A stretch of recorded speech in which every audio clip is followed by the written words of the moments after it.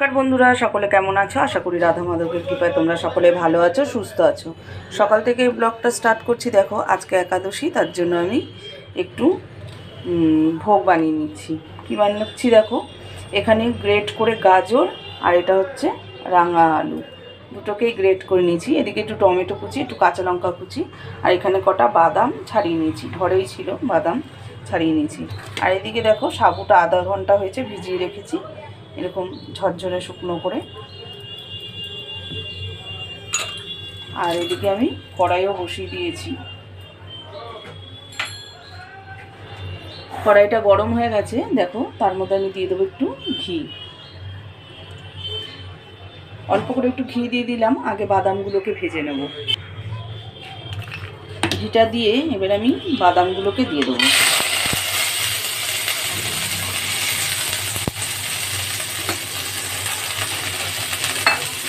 বাদামগুলোকে একটু নেড়ে চেড়ে নামিয়ে নেব। বাদামগুলো আমার আগের থেকেই ভাজা, তাই খুব বেশি না ভাজলেও হবে, হালকা একটু নেড়ে নিলেই হবে। আর ঘিয়ের বদলে তোমরা সাদা তেল দিয়েও ভাজতে পারো, যেহেতু আজকে একাদশী তার জন্য আমি ঘি দিয়ে ভাজছি। আর যদি তোমরা একাদশীর দিন করো, যদি ভগবানকে নিবেদন করো, একাদশী করো, তাহলে তোমরা সানফ্লাওয়ার অয়েল দিয়েও ভেজে নিতে পারো। সব বাদামগুলোকে এখন আমি তুলে নিচ্ছি। বাদামগুলো তুলে নিয়েছি, এবার এর মধ্যে দেখো আমি আরও একটুখানি ঘি দিয়ে দিলাম। সানফ্লাওয়ার অয়েলটা আমার কাছে শেষ হয়ে গেছে, সেজন্য আমি ঘি দিয়েই করছি, নাহলে আমি তেল দিয়েই করতাম। এবারে ওর মধ্যে দিয়ে দিলাম আমি সবজিগুলো। তোমরা চাইলে এর মধ্যে নিজেদের পছন্দ মতো সবজিও দিতে পারো। আমি গাজর আর রাঙা আলুটা ছিল তাই এটাই দিলাম। ক্যাপসিকামও দিতে পারো তোমরা এর মধ্যে। দিয়ে দিলাম, দিয়ে এবার একটু এটাকে হালকা করে ভেজে নেব।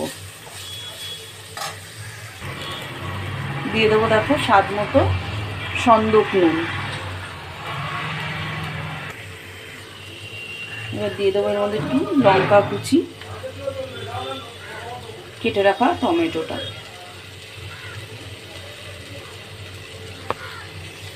দিয়ে ভালো করে নেড়ে নেব।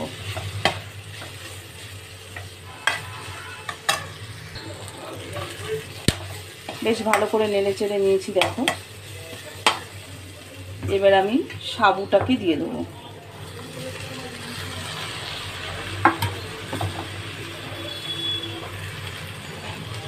সাবুটাকে দিয়ে দিলাম, এবার ভালো করে মিক্সড করে নেবো এগুলোকে সব একসাথে,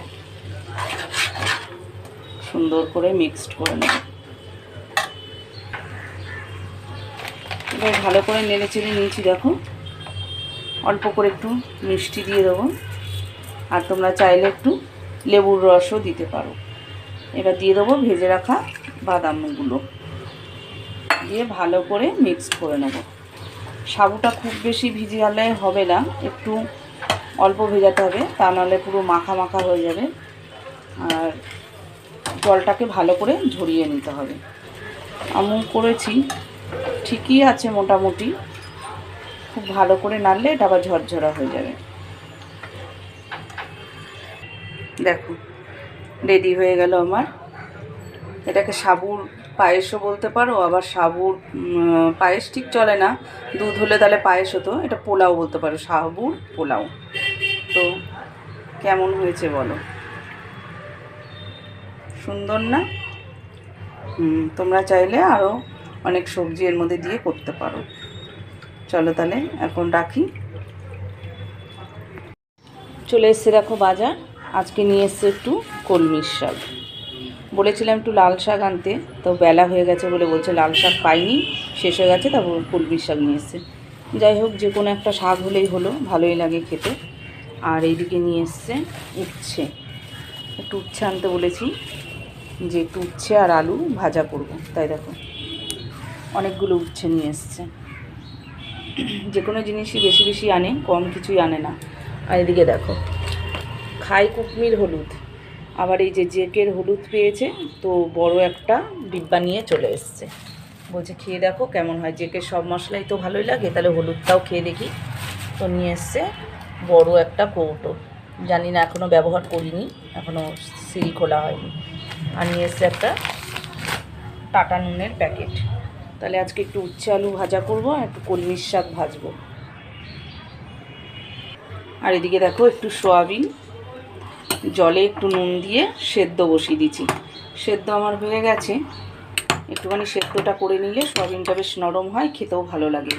আর সয়াবিন তো আমার খুব ফেভারিট, তাই নিরামিষের দিন সয়াবিন একটা দিন হলেও সয়াবিন আমার জন্য থাকেই, করি। মেয়েরাও তো ভালোবাসে না, কিন্তু এখন করে দেখছি আলু টালু দিয়ে একটু মাখা মাখা করে করলে মোটামুটি মানে সয়াবিনটা কম নেবে, আলু নেবে। বন্ধ করে দিই গ্যাসটা, সয়াবিনটা আমার সেদ্ধ হয়ে গেছে। আর রোজের মতো এদিকে দেখো চাল ধুয়ে গাছের গোড়ায় জলটা দিয়ে দিয়েছি, আর চালটাকে ভিজিয়ে রেখেছি ভাতটা বসানোর জন্য। চলো তাহলে এবার আমি শাকগুলো সব পরিষ্কার করে বেছে নেবো এক এক করে। শাকটাকে আটিটাকে দেখো সুতো দিয়ে বাঁধা ছিল, কেটে নিয়েছি। নিয়ে এরকম একটা একটা করে শাকগুলোকে নেব আর দেখব পোকা পাতা আছে কিনা, সেগুলোকে কেটে বাদ দেব। দিয়ে এরকম ঝেড়ে ঝেড়ে যদি কোনো পোকামাকড় থাকে পড়ে যাবে। আর একটা একটা করে এরকম ডগার থেকে কেটে নেব। গোড়ার দিকটা যে বেশি ডান্ডি এটাকে আমি ফেলে দেবো। এই দেখো এটা পরিষ্কারই আছে পাতাটা, তো এটাকে নিয়ে নিলাম। এরকম করে এক এক করে সমস্ত শাকগুলোকে আমি বেছে নেব। এই কারণে শাক আনলে অনেকটা দেরি হয়, কারণ শাকগুলোকে খুব ভালো করে বেছে না নিলে পোকামাকড় থাকবে, এরকম ঝাড়া মারলে সেগুলো পড়েও যাবে, আর পাতাগুলো ফ্রেশ আছে কিনা দেখাও যাবে। চলো তাহলে এখন রেখে সব শাকগুলোকে আমি বেছে নিই। দুপুরে রান্না আমি বসিয়ে দিয়েছি অনেকক্ষণ আগেই, ভাত আর শাক ভাজা আমার হয়ে গেছে। আর এদিকে দেখো এখন বসিয়েছি সোয়াবিনের জন্য আলু ভাজতে। সোয়াবিনের তরকারিটা বসাবো, তার জন্য দেখো তেলের মধ্যে জিরে আর তোমার গোটা গরম মশলা ফোড়ন দিয়ে আলুগুলো দিয়ে নুন হলুদ দিয়ে হালকা করে ভেজে নিয়েছি। এবার এতে মশলা দিয়ে দেবো। এতে আছে লাল লঙ্কার গুঁড়ো, মানে কাশ্মীরি লঙ্কার গুঁড়ো, আর এমনি শুকনো লঙ্কা গুঁড়ো, ধনে গুঁড়ো, জিরের গুঁড়ো, হলুদ, একটা টমেটো গ্রেট করে দিয়েছি আর আদা গ্রেট করে দিয়েছি। আর মশলা বাটিনি, সব আজকে গুঁড়ো মশলাই দিয়েছি। আদাটা শুধু, টমেটোটা আর আদাটা গ্রেট করে দিয়েছি। দিয়ে এবার মশলাটাকে দিয়ে দিলাম। সয়াবিনটাকেও দিয়ে দেবো। সয়াবিনটা আমি আলুর মধ্যেই দিয়ে দিই, বেশিরভাগ দিইনি, তা আজকে আর আলু ভাজার মধ্যে দিইনি, মশলার মধ্যে দিয়ে দিলাম। তো মশলার মধ্যে সয়াবিন দিয়ে আলু দিয়ে খুব ভালো করে এবার সয়াবিনটাকে আমি কষিয়ে নেব। যেহেতু আমি আজকে সয়াবিনটাকে ভাজিনি, তার জন্য আমি মশলার সাথে খুব ভালো করে বেশ কিছুক্ষণ ধরে ধরে কষিয়ে নেব। মশলা দিয়ে কষিয়ে নেওয়ার পরে দেখো আমি কটা গোটা কাঁচা লঙ্কা দিয়ে দিচ্ছি, কারণ আমি লঙ্কার গুঁড়ো খুব একটা বেশি দিইনি, অল্পই দিয়েছি। এবার দিয়ে দেবো এর মধ্যে একটু মিষ্টি, একটু চিনি দিয়ে দিলাম। নিরামিষ তরকারি একটু মিষ্টি না দিলে ভালো লাগে না খেতে, আর আমি বেশিরভাগ সব তরকারিতে অল্প অল্প করে একটু একটু করে চিনি দিই।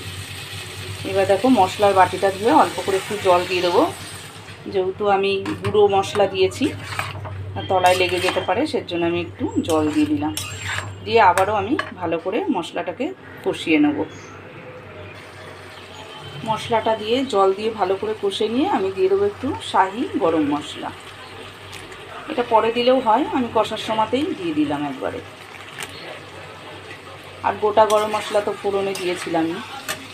আগের দিন পেঁপে দিয়ে করেছিলাম, আর পেঁপে দিয়ে করলে এরা খেতে চায় না, ওর জন্য আজকে শুধু আলু দিয়েই সয়াবিনের তরকারিটা করছি।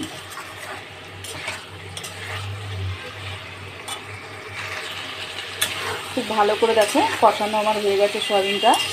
এবার আমি এতে জল দিয়ে দেবো।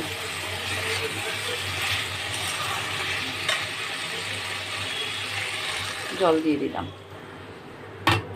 আর একটু জল দিয়ে দেবো। ব্যাস, সব কিছু মশলাপাতি দেওয়া হয়ে গেছে, আর কিছুই দেওয়ার নেই। এবার একটু ঢেকে দেবো যাতে আলুগুলো ভালোভাবে সেদ্ধ হয়ে যায়, আর সেদ্ধ হয়ে গেলেই হয়ে যাবে রেডি আমার সয়াবিনের তরকারি।